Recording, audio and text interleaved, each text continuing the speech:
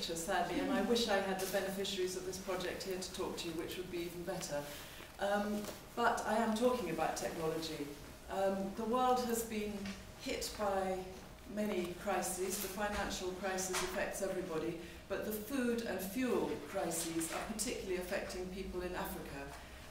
I want to tell you three things about my project, which is about bringing solar lighting to a remote rural part of eastern Uganda. First of all, I want to tell you a bit about Uganda. The situation in Uganda for the illiterate rural poor is getting worse than ever. The population in Uganda is growing. It's due to rise to 173% from now by 2050. And sizes of families are also growing. There are a lot of HIV/AIDS orphan families, so average family sizes in this area are about 10 people. 95% of the people in the rural communities we're talking about are subsistence farmers. They spend 70% of their household income on food, whereas in this country it's between 5 and 10%. They also spend a lot of money on fuel. And around them, environmental degradation is increasing because they have to go and forage for wood, mostly for their fuel. So I'd also like to tell you about the electrification situation in Uganda. Basically in Africa, the unelectrified population is growing dramatically. There's about 110 million households, I think nearly 600 million people who don't even have lights in Africa, and this is rising in the next 10 years to 120 million because the population is rising. So many people have to rely on kerosene, and the price of kerosene is also rising by 4% a year, which is affecting a lot of people.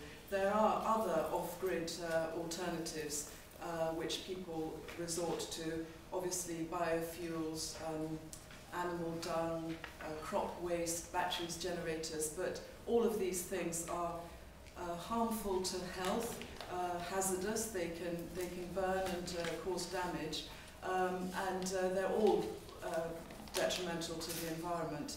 I think kerosene affects a lot of people, their bronchial tracts, particles go into their bronchial tracts, so there's a lot of illness as a result of kerosene. Also the foraging for wood, as we can imagine, is mostly done by women and children. This means that they use up precious time in their day having to forage for wood as well as collecting water. And their time that they can dedicate to their household chores, to income generating the children, to studying, is thereby limited. There are some solar projects going on around Africa, but most of them don't seem to focus on the maintenance, the sustainability of the project, and it is not a rare sight to see rotting solar panels around the place for lack of maintenance through commercial arrangements. The third point I'd like to tell you about is really the sort of methodology of our particular project. It's being done by a community-based organisation, Mivule, in partnership with the Barefoot College in India, which some of you may have heard about.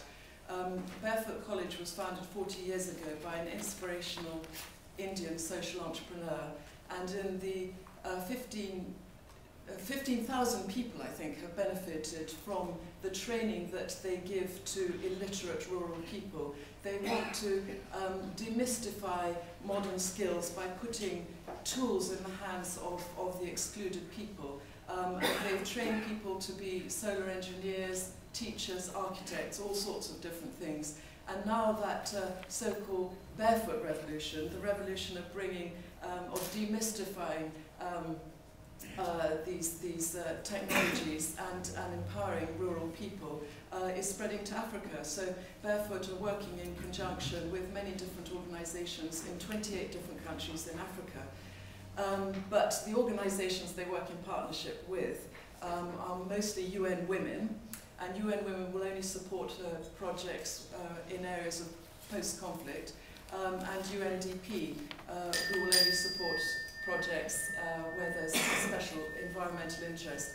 Our area is none of those. They're just subsistence farmers. They're off-grid. They'll never be on-grid. They'll never be able to access the finance to be on-grid.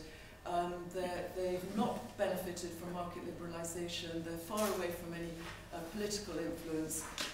And so I am trying to raise money, as I've met this community for other reasons, for this project. Every penny will go directly to the purchase of the solar equipment. The training is being done by the Indian government at Barefoot College in Rajasthan. But the purchase of the equipment and the transportation of it, I have to raise the money for, and the maintenance centre, the repair centre, which we'll use as a women's empowerment centre to give women a place and a voice in their community, respect, help them to be role models for the next generation of women, and generally sort of make a centre for change.